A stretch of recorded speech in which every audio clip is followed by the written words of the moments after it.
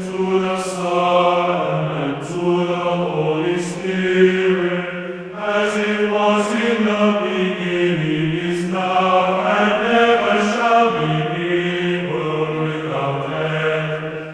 Amen.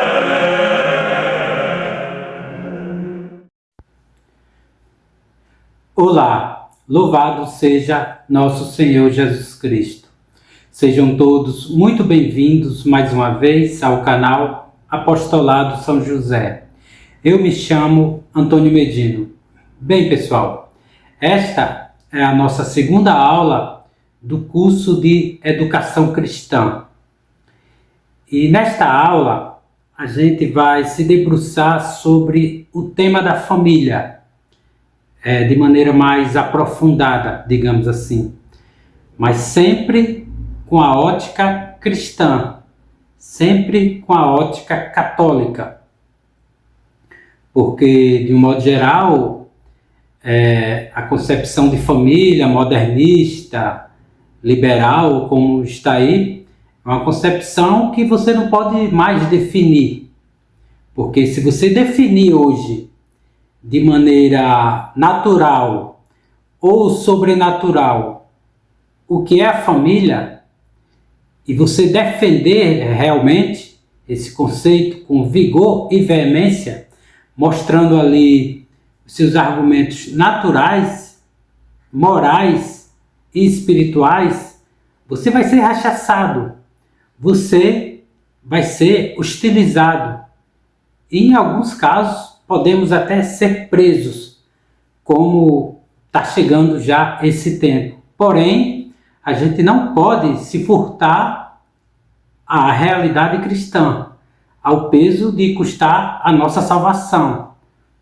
Ou nós defendemos os princípios cristãos e vivemos de acordo com eles, ou podemos até postergar um pouco mais o nosso tempo aqui na Terra, mas seria, digamos assim, postergar só o inevitável, que seria a ida para o inferno.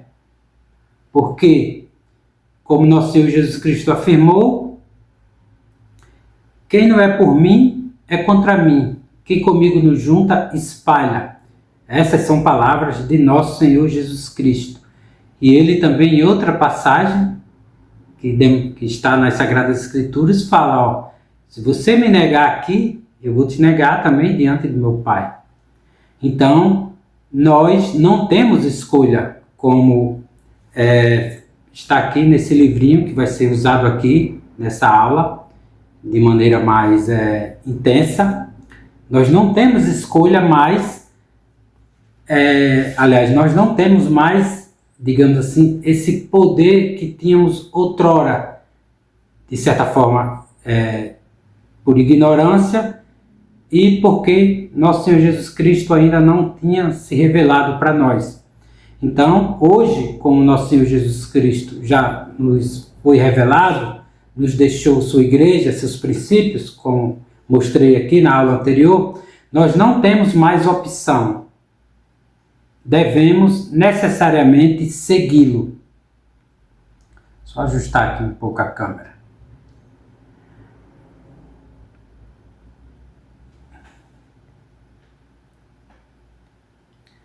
E, dando continuidade, como foi falado aqui na aula anterior, são 3 agentes que interferem diretamente na família, aliás, na educação dos filhos. Como como o Papa Pio XI afirmou, 2 de ordens naturais, que é a família e a sociedade, e 1 de ordem sobrenatural, que é a Santa Igreja. Nós vamos primeiro nos focar na questão da família, seus direitos divinos, seus direitos naturais, e que, por isso, peço a vocês bastante atenção. Por quê? Porque vai ser através desses princípios que todo pai cristão, todo pai católico deve iniciar a educação dos seus filhos, ou seja, partindo desses princípios, porque nós sempre temos que partir de algum lugar. E nós partimos sempre das leis de Deus e das determinações da Santa Igreja que Deus deixou. Então eu vou começar, pessoal, já que nós vamos falar sobre a família, conceituando a família, de acordo com esse dicionário da doutrina católica, que diz o seguinte, abre aspas, família foi fundada por Deus quando deu Eva por companheira a Adão, abençoando-os e dizendo-lhes que se multiplicassem. Sempre que uma mulher aceita unir-se a um homem, com a bênção de Deus dada à face da igreja, com o fim de terem filhos, fica constituída legitimamente uma família cristã. Os membros de uma família que formam o lar doméstico devem propor-se os seguintes fins: a. O bem-estar pelo trabalho de todos. B. A paz suportando-se mutuamente. C. A alegria dedicando-se ainda que com incômodo próprio. D. A vida virtuosa sendo fiéis à lei de Deus e à lei da Igreja. E. O auxílio mútuo, sobretudo nas dificuldades e nas doenças. Fecha aspas. É bem interessante, pessoal, esse conceito de família, porque é o conceito comum na Santa Igreja. Por quê? Porque tem essa questão aqui. Lembre-se sempre do seguinte: sempre que uma mulher aceita unir-se a um homem, com a bênção de Deus dada à face da Igreja, com o fim de terem filhos, fica constituída legitimamente uma família cristã. Ou seja, o casamento, ele tem uma finalidade. O matrimônio tem uma finalidade. Qual é essa finalidade? Ter filhos e educá-los. E ajudar-se mutuamente. Essa é a síntese de família. Não é simplesmente um homem se unir a uma mulher se unir ao homem, simplesmente porque ambos têm um desejo, porque ambos têm uma química, que hoje fala-se muito dessa química, e que se casam, ou dizem se casar, que na verdade não é um casamento. Por quê? Porque eles estão ali simplesmente por prazer, ou por algum outro objetivo. Porque o casamento cristão, o casamento verdadeiramente católico, é aquele que tem uma finalidade: ter filhos e educá-los. Se uma pessoa se une em matrimônio e diz que não quer ter filhos, então ela não está casada. O casamento dela é falso. Ficou bem claro?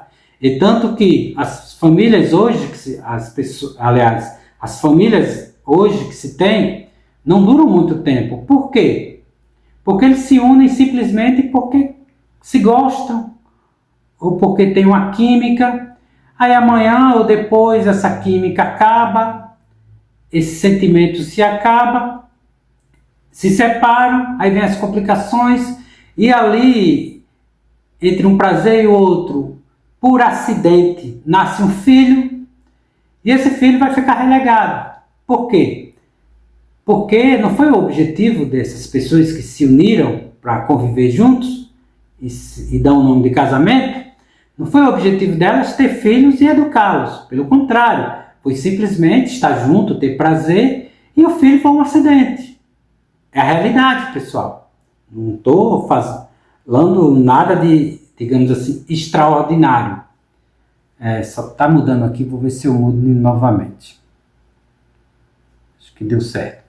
Agora, para aprofundar mais um pouco essa questão do casamento, eu vou ler para vocês uma parte dessa obra aqui, que é o Lar Católico, que é excelente essa obra, que quem puder adquira, vale muito a pena, sobretudo para aqueles que querem iniciar-se sobre o lar católico, matrimônio, casamento e questões, né, questões afins. Vale muito a pena, é extremamente necessário, sobretudo para os católicos hoje, que de certa forma não tem mais aquele ensinamento tradicional e que infelizmente nós temos que buscar por conta própria na tradição da Santa Igreja, porque muitos sacerdotes, a maioria deles na verdade, são modernistas. O próprio falso Papa aí, o Francisco, declarou que pode abençoar uniões ilegítimas e uniões do mesmo sexo.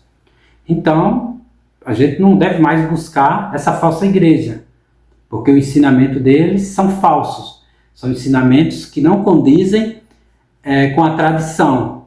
Então, infelizmente, a gente não deve buscar na tradição, como essa obra aqui, como essa outra aqui, que eu vou ler para vocês. O Espírito da Família. Bem, vou começar por esse aqui, que é bem interessante e vale muito a pena, que diz o seguinte, já na introdução, na página 11. Vou ler para vocês porque é muito interessante. Chega a ser até quase que poético quando ele fala sobre a questão do matrimônio em si. Ele diz o seguinte, preste bem atenção, abre aspas. A família é a base que sustenta a sociedade e como o edifício não pode ser mais forte que seu fundamento, segue-se que da família nasce a força protetora da sociedade. Firmar a família, fazê-la sã, é firmar a sociedade, torná-la viva e sã. Destruí-la é destruir a sociedade. Deu para compreender? Não à toa que os asseclas de Satanás, o poder das trevas, Karl Marx, as ideologias comunistas derivadas, todas elas têm como finalidade destruir a família. Preste bem atenção, destruir a família. Seu alvo é a família. Ficou claro? E ele continua. Para erguer, pois, ou abaixar o nível moral de um povo, basta erguer ou abaixar a família, que é o princípio formador daquele. Firmando nesse princípio, dizia o poeta romano, a geração presente, filha de um século perverso, deixará após si uma posteridade mais perversa ainda. Devendo falar da família, pede a razão, encetemos por aquilo que a funda e constitui, que é o matrimônio. É ele o fundamento da família, e como tal, esta será o que ele for por suas leis e costumes. Se os costumes que dizem respeito ao matrimônio se depravam, a família também cai. O único meio de erguer a família é o casamento cristão. A história de todos os povos o prova. Fecha aspas. Vou ficar só nessa parte aqui. Mas deu para compreender, pessoal? Como que a sociedade ela tem como fundamento a família e, digamos assim, o fundamento da família, a essência da família é o casamento, então, aliás, começa no casamento, então, o casamento, aliás, a sociedade, para ser uma sociedade sã, justa, moral, ela tem que ser católica, um casamento católico, um casamento cristão, ou seja, aquela união abençoada por Deus com o fim de ter filhos e educá-los de maneiras cristãs, educá-los também na forma cristã. Ficou claro? Por isso que a sociedade está depravada. Os valores cristãos estão sendo destruídos, estão sendo preteridos, atacados, violados constantemente e diariamente. Não à toa que não se tem mais casamento praticamente. Eu vi aí pessoas aí que dizem que casou nas diversas religiões, no protestantismo, na igreja católica, no bandismo, seja lá o que for. Então, se ela casou nas todas as religiões, ela não casou em nenhuma. Essa é a realidade. E é isso, pessoal. Infelizmente, é a situação que estamos vivendo. Uma sociedade sem base, sem fundamento. Ou seja, onde reina o caos. E já na página 13, o padre Joaquim, da obra ainda O Lar Católico, ele diz o seguinte, olha só, é quase poético, bem interessante isso aqui. Ele diz o seguinte, Deus, abre aspas, Deus, Criador e Supremo Senhor de tudo, foi quem, pelos lábios de Adão, nosso primeiro pai, instituiu a essência e as santas leis do matrimônio, quando lhe ofereceu Eva para esposa. Conta a Sagrada Escritura que Adão, ao despertar do sono que Deus lhe infundira, para formar-lhe de uma de suas costelas a primeira mulher, disse, eis aqui agora o osso de meus ossos e a carne de minha carne. Por isso deixará o homem a seu pai e a sua mãe e se unirá à sua mulher, e serão dois numa carne. Ou seja, esses dois numa carne é o casamento, é a união. Eles não mais serão indivíduos separados, mas os dois vão formar uma unidade. E essa unidade é a família. É a base da família. Porque é dessa unidade, dessa união perfeita que Deus deixou, que vai ter filhos. E ele continua. Essas palavras revelam a nossa comum e alta origem e mostram certa dignidade concedida ao primeiro homem, princípio de toda a sua espécie, como Deus o é do universo, diz o angélico doutor Santo Tomás de Aquino. E é a partir daqui que eu acho essa parte bem poética, que continua. Durante esse sono profundo ou êxtase, Adão, ensinam intérpretes abalizados, presenciou o que Deus fazia e compreendeu a significação do que se passava. Por isso é que ele pronunciou as palavras acima citadas, cuja leitura nos faz assistir em espírito à celebração do primeiro matrimônio. Que grandes lições nos oferece esse primeiro consórcio? Aí ele faz a seguinte pergunta. Quem é aí o pai que apresenta a esposa ao esposo? Deus. Quem é a testemunha? Deus. Os anjos, a natureza e todo o esplendor de sua magnificência. Quem é o sacerdote? Quem é o magistrado? Sempre Deus. Deus é quem funda a família. Deus quem a abençoa. Deus quem lhe dá leis conservadoras, unidade, santidade e indissolubilidade do laço conjugal. E ele continua, mas eu acredito que só até aqui já é o suficiente. Fecha aspas. Deu para compreender, pessoal? O caráter cristão da família, como é magnânimo, como é perfeito o sentido cristão do casamento, que é o sentido real, tanto do ponto de vista natural como sobrenatural, porque Deus é quem funda a família. A família não é fundada pelo próprio ser humano, não, é pelo próprio Deus. Quem a santifica? O próprio Deus. E assim sucessivamente, como a gente viu. É algo magnífico, algo maravilhoso. Coisa que hoje é tão vilipendiada a família. Tão caçada, destruída suas bases. O poder das trevas não para, é incansável na sua luta para destruir as famílias. E ainda dando continuidade, ainda focando um pouco nessa questão da família, vou ler essa obra aqui, O Espírito da Família, Espírito de Família, no Lar, na Sociedade e no Estado, de Monsenhor Henri de Lassus, ou seja, o mesmo autor daquela obra Deixa eu ver, tá até aqui. A conjuração anticristã. Preste bem atenção, que é bem interessante também, que diz o seguinte, já no capítulo 1, cujo título é Como se formam os Estados. Abre aspas. A verdade social é o oposto da utopia democrática. Tal utopia, propugnada pelos enciclopedistas e difundida no mundo a partir da Revolução Francesa, baseia-se em um profundo igualitarismo. Sonha com um Estado social que só reconheça indivíduos, mas indivíduos socialmente iguais. Não foi essa a vontade de Deus. Por isso que eu estou lendo aqui por ordem.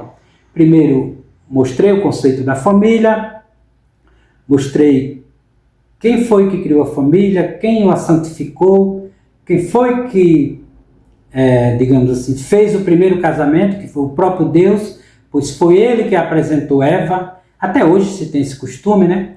De o homem estar lá no altar e a mulher ser conduzida, geralmente pelo pai, ou na ausência do pai, por alguém, digamos assim, mais próximo na dignidade do pai, na dignidade de pai. E agora nós vamos ver essa relação já do Estado querendo destruir essa questão da família. E ele continua. Mas não foi essa a vontade de Deus, ou seja, esse igualitarismo dentro da família. Para nos convencermos disso, basta considerar a obra da criação. Deus poderia ter feito cada homem como criou Adão, diretamente sem auxílio de ninguém. Criou desse modo os anjos, mas nem assim quis entre eles a igualdade. Fez com que cada anjo constituísse por si só uma espécie distinta, correspondendo a uma ideia particular, e formou com eles uma imensa hierarquia que reflete a sublimidade do pensamento divino. Pertence o gênero humano a uma única espécie. A igualdade teria reinado nela se todos tivéssemos recebido a existência diretamente das mãos do Criador, mas Deus tinha outros desígnios. Quis que recebêssemos a vida uns dos outros e que, assim, fôssemos criados, não na liberdade e igualdade sociais, mas na dependência dos nossos pais e na hierarquia que devia nascer dessa dependência. Continua. Primeiro Deus criou Adão, depois deu-lhe por companheira a mulher, Eva. Abençoou então o homem e a mulher e disse-lhes, crescei e multiplicai-vos, enchei e dominai a terra. Deus criou assim a família, fez dela uma sociedade, mas seguiu um plano totalmente diverso daquele que propugna hoje o igualitarismo social. Quis a mulher submissa ao homem e os filhos submissos aos pais.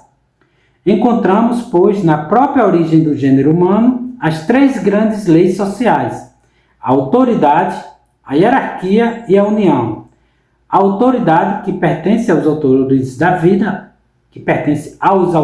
vida, a hierarquia que confere ao homem uma posição dominante na família e torna os pais superiores aos filhos, e a união que devem conservar entre si aqueles que o mesmo sangue vivifica.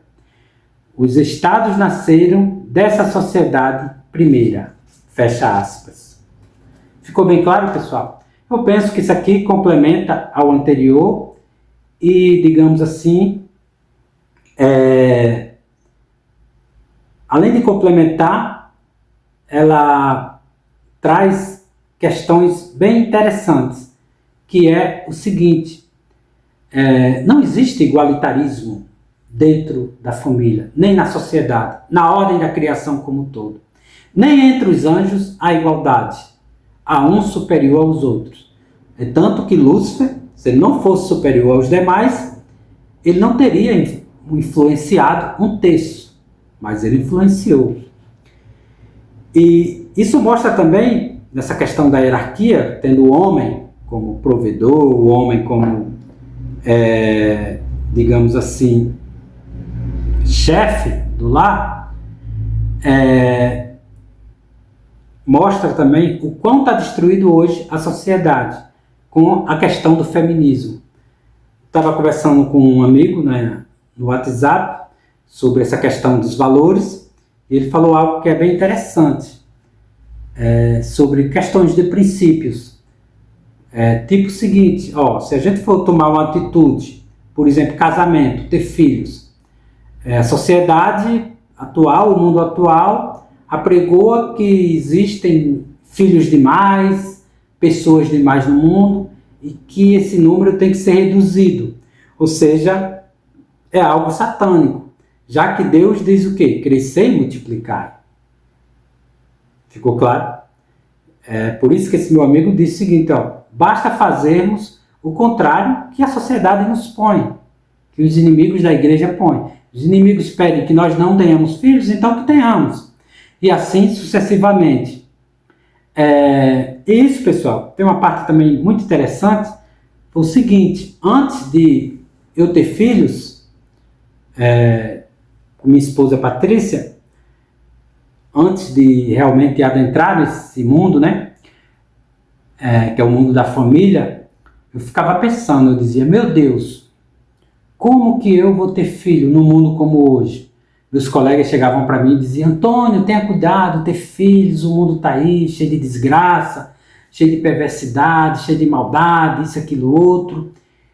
E eu levei muito tempo, dizia, meu Deus, e agora, o que é que eu faço? Fiquei naquilo, pensando, até que certa vez estava lendo as Sagradas Escrituras, o livro do Gênesis, e essa passagem das Escrituras, ela tirou todas as minhas dúvidas, que é quando Deus fala, né, para Adão e Eva, crescei e multiplicai-vos. Ou seja, se nós casamos, ou antes de casarmos, nós já temos que ter, como princípios, ter filhos. Isso dissipou todas as minhas dúvidas. Por quê? Porque sempre a gente tem que partir do princípio do seguinte, sempre temos que agir conforme os princípios de Deus e não conforme as opiniões do mundo. Eu prefiro sofrer na pele, sofrer socialmente, ter, digamos assim, as sequelas, se é que se pode dizer assim, mas os efeitos do que é cumprir a vontade de Deus, mas tendo em vista o paraíso, a beatitude eterna, do que obedecer e ter, digamos assim, um momento efêmero de prazer e de vanglória, mas ir ao inferno. Eu prefiro obedecer a Deus do que estar em acordo com o mundo. Então, quando eu li essa passagem das Escrituras, que minhas dúvidas se dissiparam, eu disse, não, tenho que agir sempre conforme o que Deus quer, sempre conforme o que a igreja diz. Se a igreja fala que o objetivo do casamento é ter filhos e educá-los, então que seja assim. Ficou claro? E tem outra parte aqui desse livro, que eu vou ler também para vocês.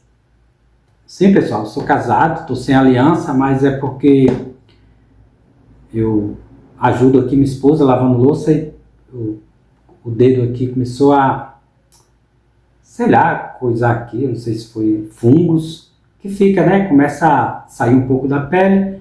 Aí eu retirei, coloquei uma pomada só para recuperar.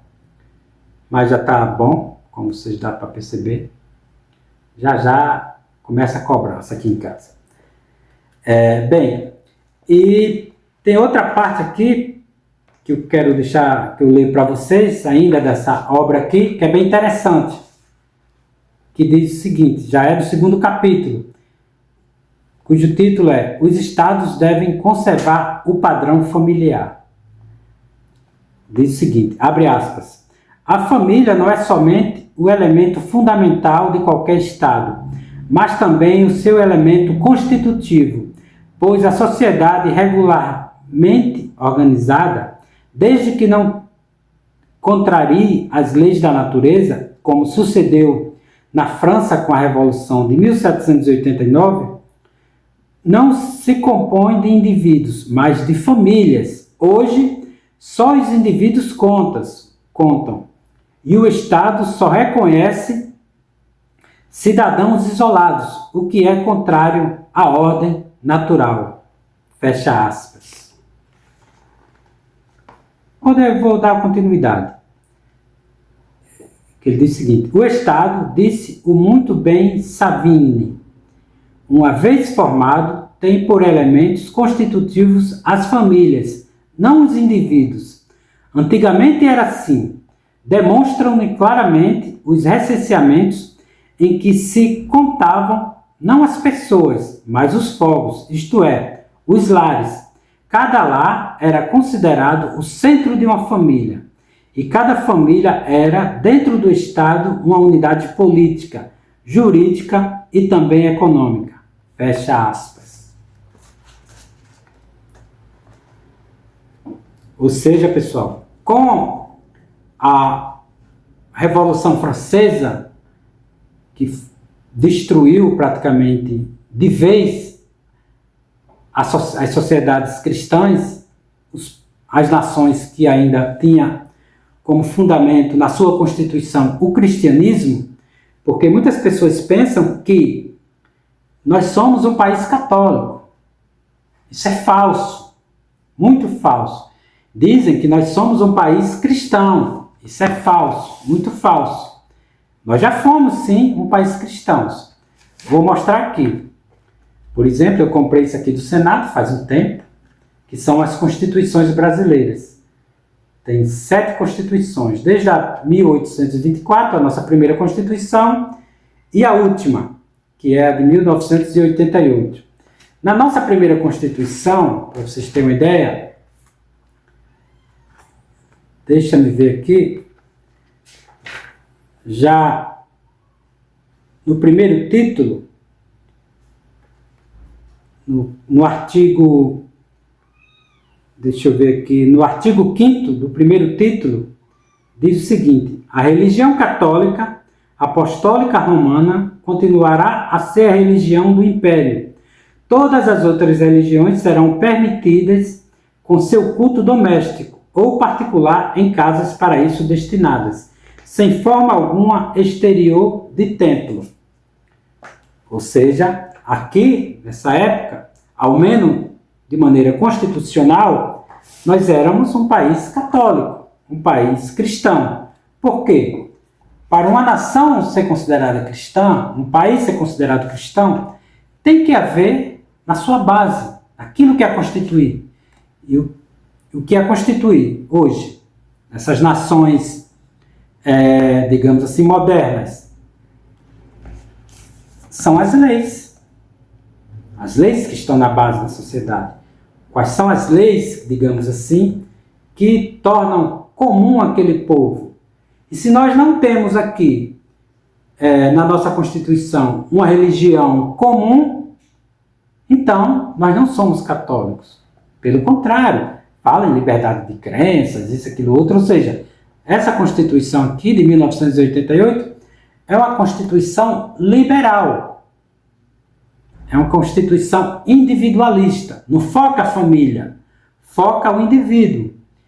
E aqui eu quero adentrar numa parte bem interessante, que foi do vídeo que eu assisti ontem, do Frei Tiago de São José. O último vídeo que ele postou no canal Monte Carmelo.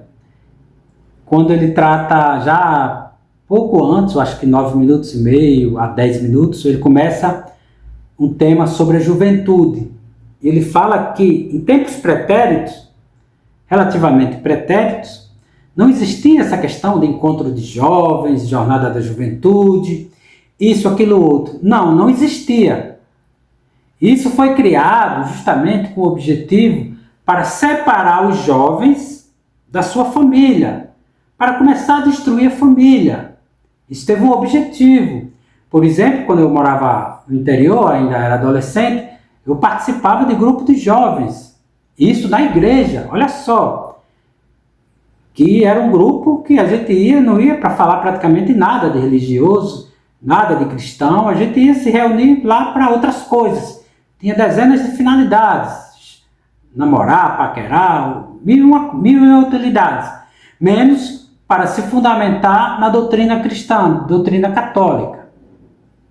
Era uma série de objetivos, tinha lá de finalidades, menos, ou seja, se solidificar na juventude as leis e princípios católicos. Não era isso, pelo contrário, eram justamente outros.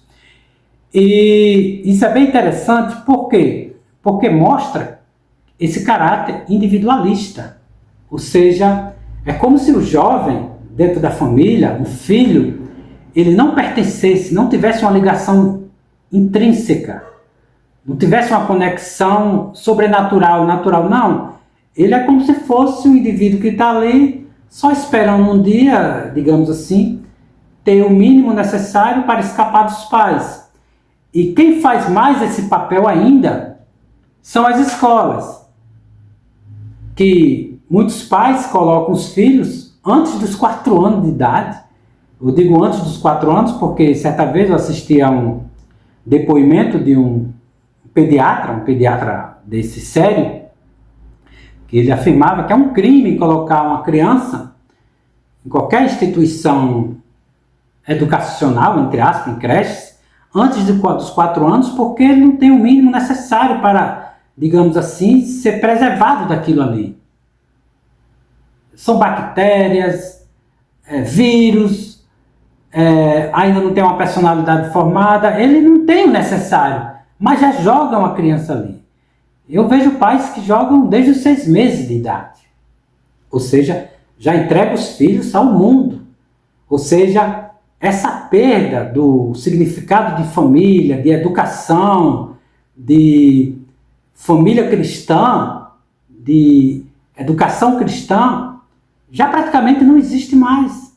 As pessoas, não, eu vou ter o meu filho aqui, já que teve esse acidente, eu vou ter que ter essa responsabilidade, acidente entre aspas, essa responsabilidade, eu vou jogar ele na escola aí. Ou seja, você não tem aquela ligação sobrenatural, aquela responsabilidade sobrenatural.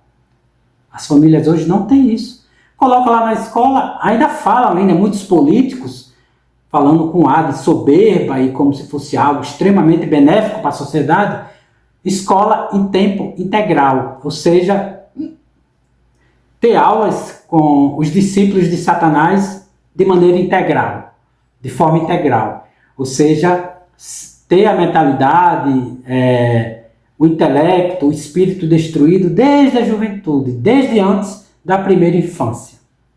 Ficou bem claro? Essa é a realidade. Aí, pessoal, eu me recordo, sabe de quê? De um documentário que certa vez eu assisti, um documentário de animais, mas mostra o aspecto da natureza, né? Que era um documentário de animais mostrando como que os leões caçam. Aí ele estava mostrando um leão, os leões caçando aqueles búfalos, sei lá se era búfalo, sei lá, aqueles animais que parecem com touros, mas lá na África, acho que é búfalo, né? Não, búfalo não, é outro animal. Mas é muito parecido. Vocês veem aí na internet, tem muito disso. Aí uma vez eu estava assistindo uma parte bem interessante, que estava passando uma jornada deles, vamos chamar de búfalos, uma jornada de búfalos lá, e o leão estava só verificando qual seria o melhor momento para atacar. Aí eu fiquei olhando, observando, e ele passava um bocado, pequeno, grande, variados, né? Aquele monte passando. E ele nunca partia para o ataque, para o abate. Até que ele saiu e foi direto em um deles. Aí eu percebi que o que foi que eles fizeram? As leoas foram por trás, separaram o filhote dos pais e o leão foi lá e atacou. Ou seja, é justamente hoje o que está acontecendo na sociedade. Enquanto os animais estão em famílias e unidos, eles não atacam. Porque eles sabem que unidos ali, tem exemplos aí de leões sendo mortos por esses bichos. Quando eles estão juntos, eles são, digamos assim, inatacáveis. Mas uma vez separados do grupo, da família deles, o leão vai lá e abate. Semelhantemente é o que está acontecendo hoje.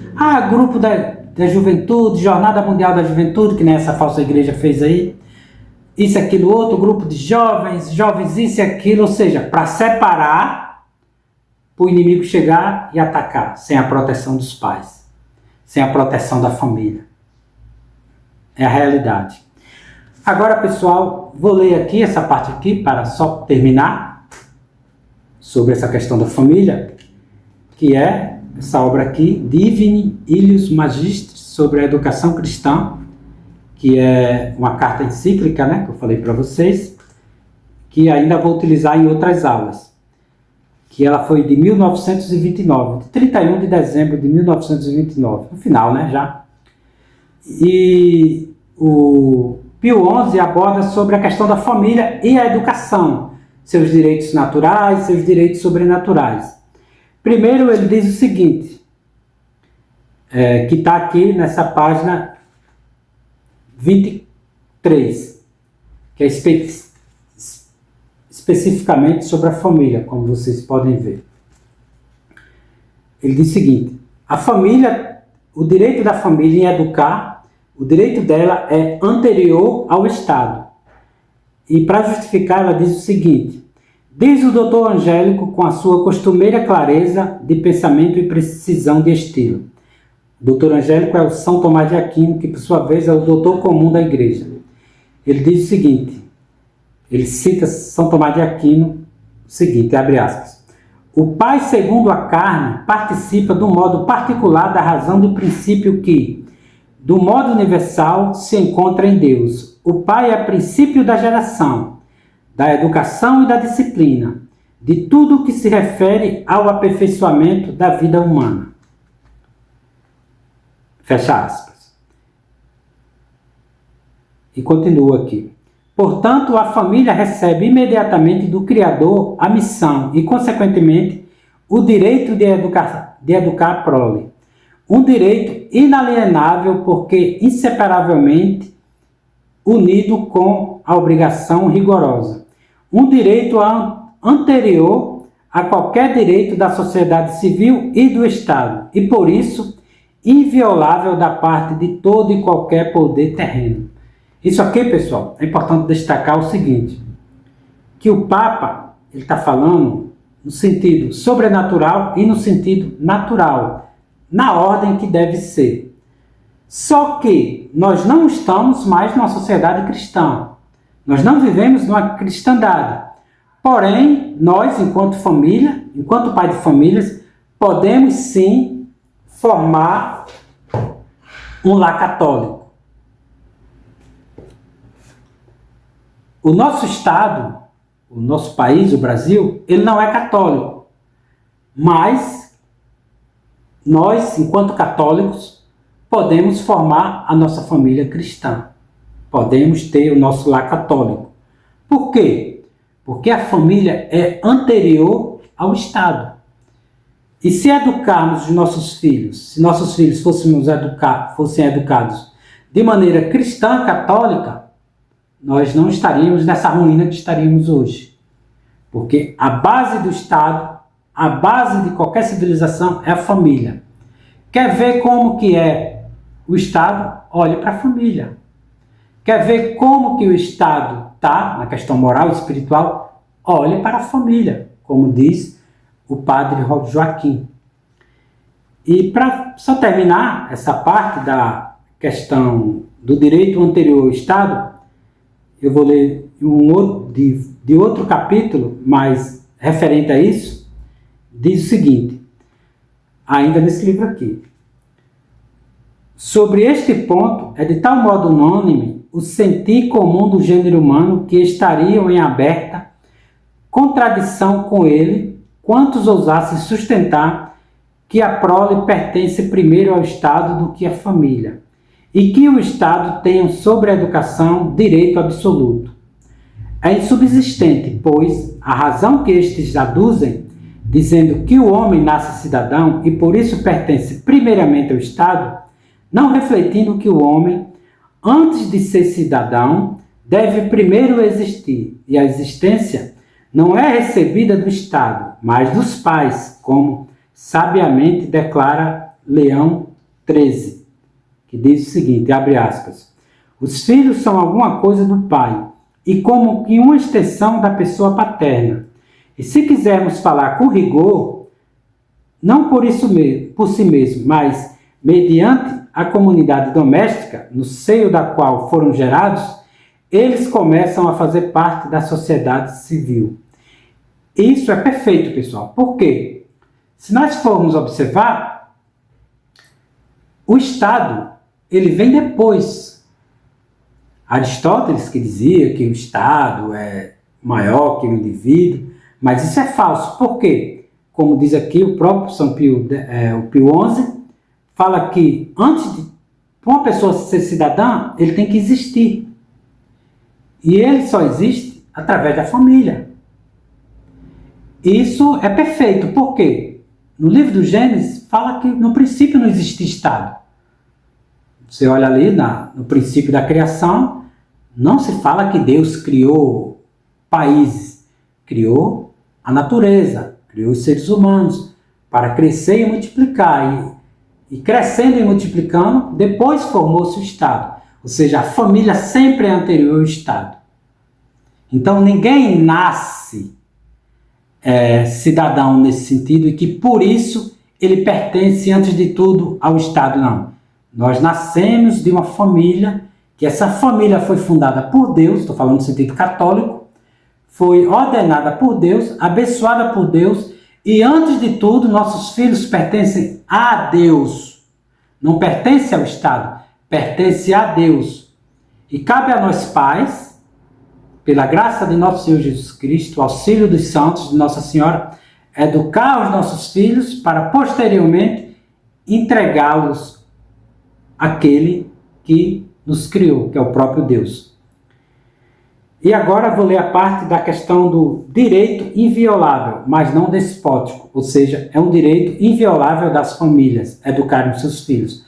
Porém, não é um direito despótico, ou seja, as famílias não têm, digamos assim, certa liberdade do seu bem-querer, de maneira despótica, arbitrária, de educar da maneira que quiser. Não se pode. Por isso que diz o seguinte, a razão da inviolabilidade deste direito nos é dada pelo angélico, que é o São Tomás, que ele diz o seguinte, abre aspas, de fato, o filho é naturalmente alguma coisa do pai.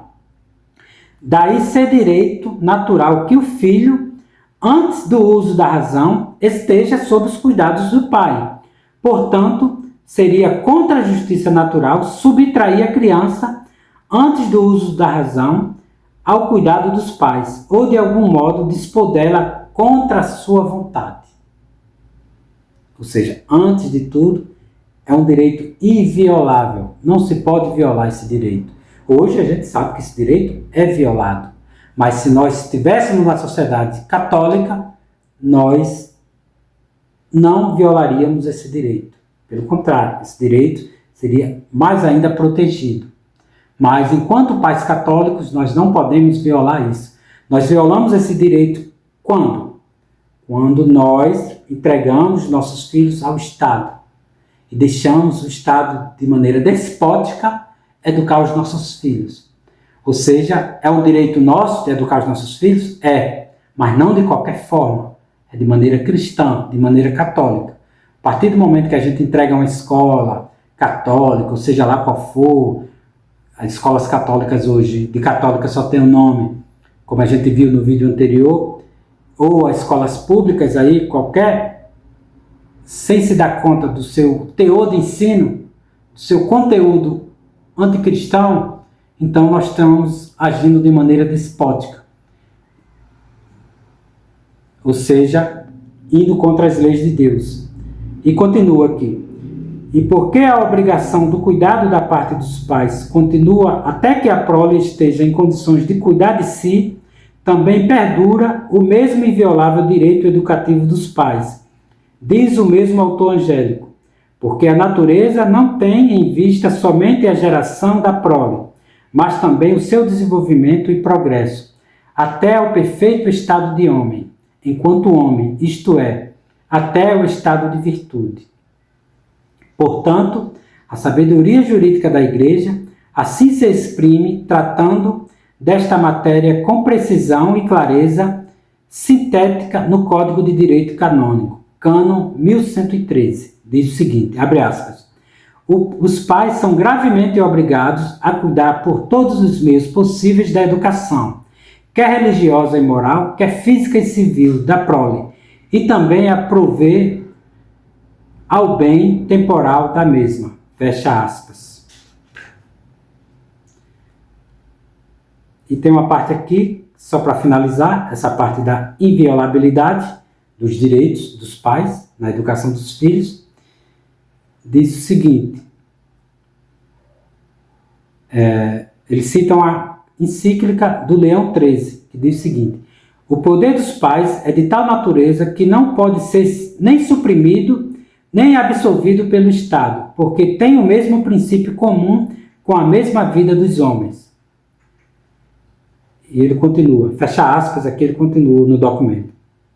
Do que, porém, não se segue que o direito educativo dos pais seja absoluto ou despótico, pois que esta lei, inseparavelmente subordinada ao fim último, é a lei natural e divina, como declara o mesmo Leão XIII, noutra memorável encíclica sobre os principais deveres dos cidadãos cristãos, onde assim expõe, em síntese, a súmula dos direitos e deveres dos pais.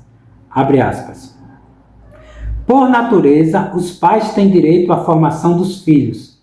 Com esta obrigação a mais, que a educação e instrução da criança esteja de harmonia com o fim em virtude do qual, por benefício de Deus, tiveram prole. Portanto, os pais devem se esforçar e trabalhar energicamente para impedir qualquer atentado nesta matéria e assegurar de um modo absoluto que lhes fique o poder de educar cristamente os filhos, como é da sua obrigação, e principalmente o poder de negá-los àquelas escolas em que há o perigo de beberem o triste veneno da impiedade. Fecha aspas. E termina dizendo o seguinte. Importa notar, além disso, que a educação da família compreende não só a educação religiosa e moral, mas também física e civil, principalmente enquanto tem relação com a religião e a moral. Fecha aspas.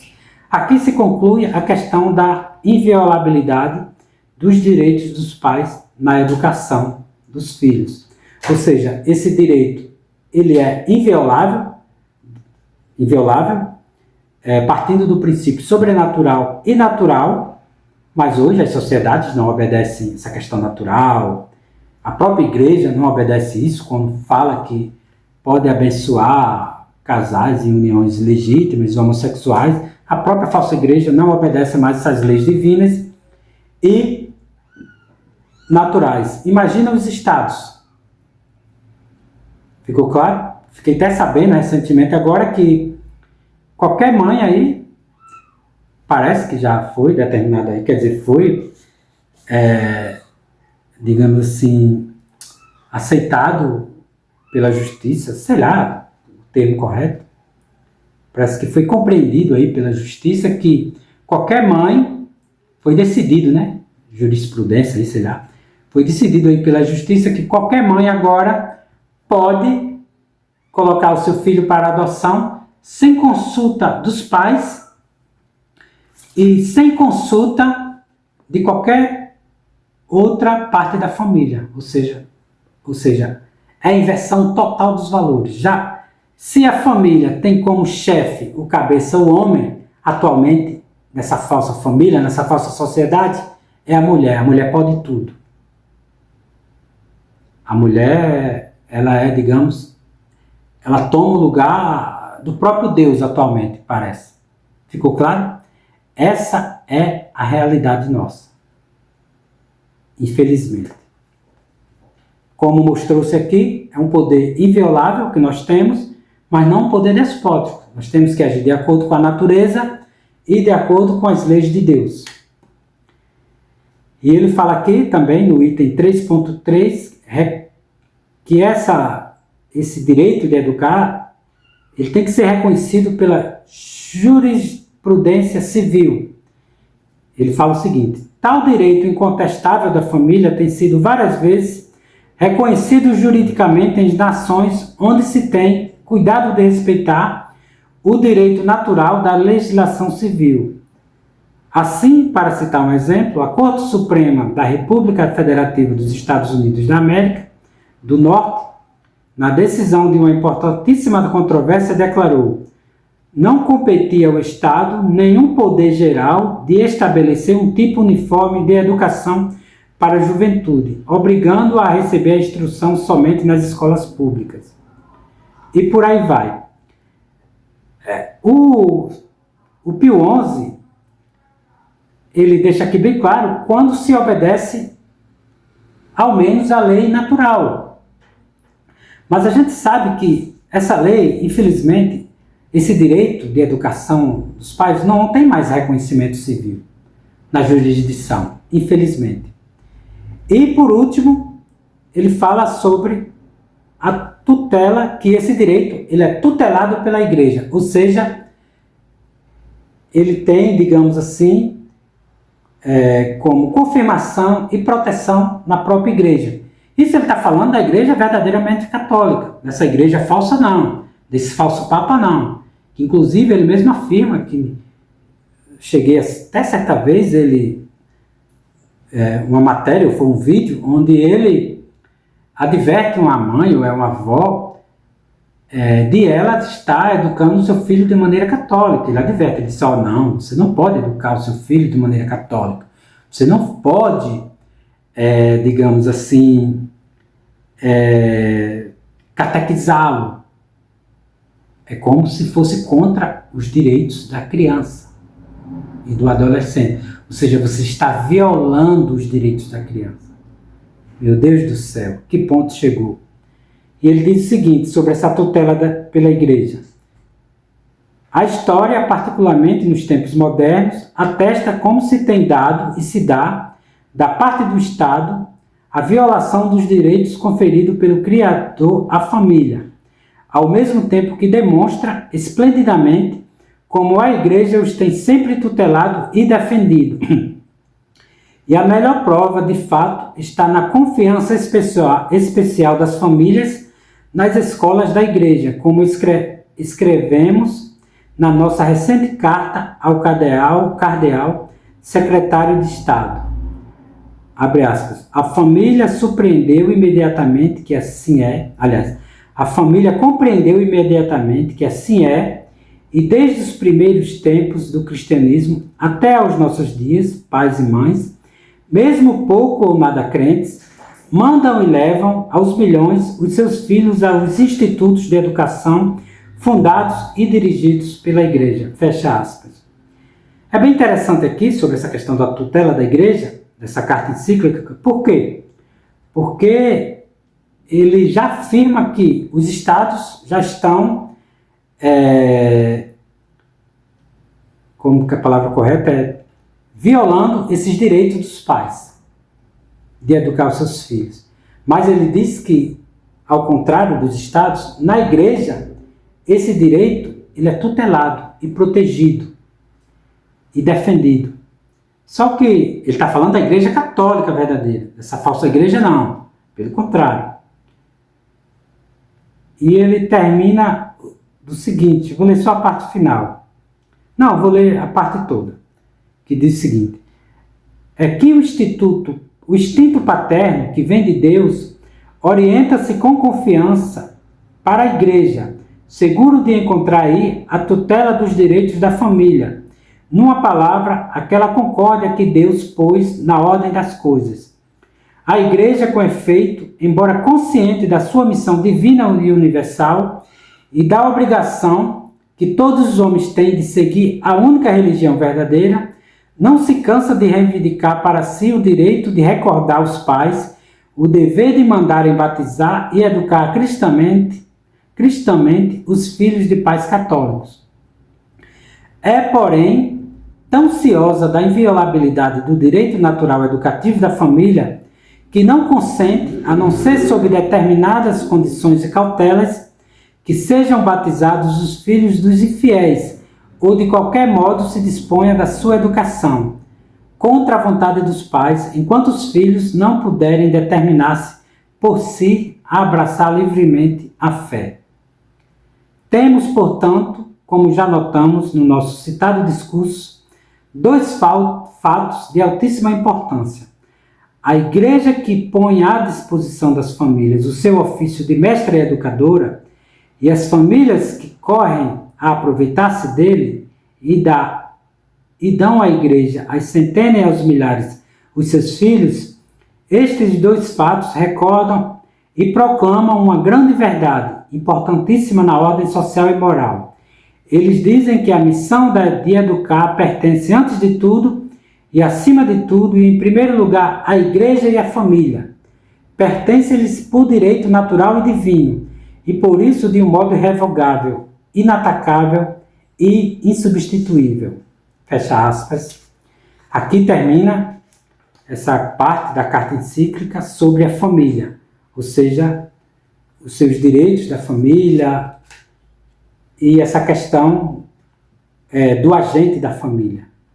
Ou seja, já que são três agentes, né, que foi falado, na educação, que interfere diretamente na educação, que é dois naturais, que é a família e a sociedade, e o terceiro é sobrenatural, a gente vê que, de fato, só quem tem ligações, digamos assim, mútuas e sagradas e íntimas, de maneira mais profunda e natural, sobrenatural, é realmente a família e Deus, a religião. Porque o Estado está no intermédio. O Estado é feito pelos homens, mas não é, digamos assim, feito de forma natural por Deus. É tanto que o Estado não é uma pessoa natural, é uma pessoa jurídica. É um ente jurídico. Ele é criado por uma lei. Deus não criou estados. Deus já não criou países, nações.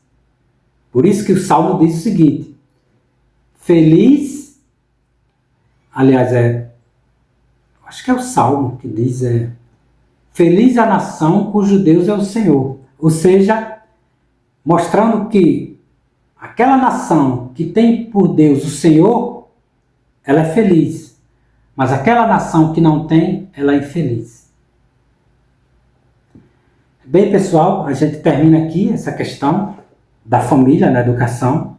O objetivo dessas primeiras aulas não é mostrar questões mais técnicas, nem trazer para vocês conhecimentos mais técnicos, conceituais sobre gramática, sobre psicologia educacional, aritmética, alfabetização, não. É mostrar os princípios pelos quais todos os pais devem seguir, ou melhor dizendo, devem partir para educar os seus filhos.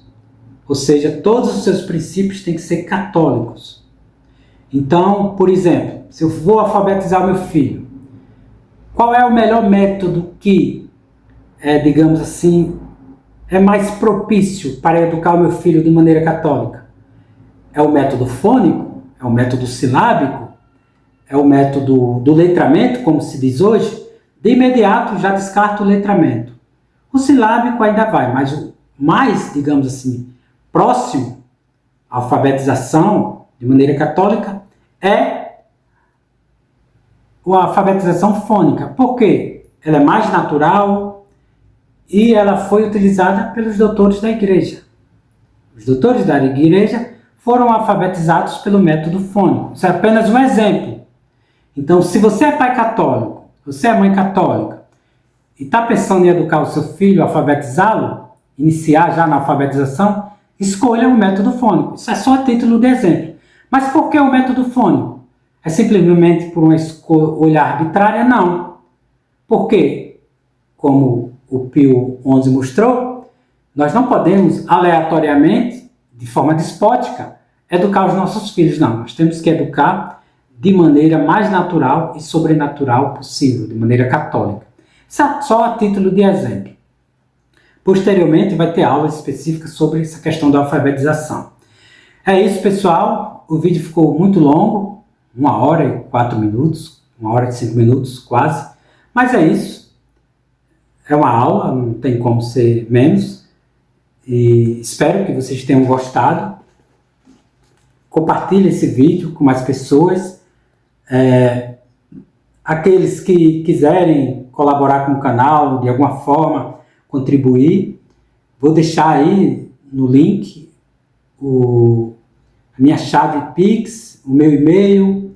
Pode contribuir também, não apenas financeiramente, mas mandando ideias, sugestões e outras melhorias.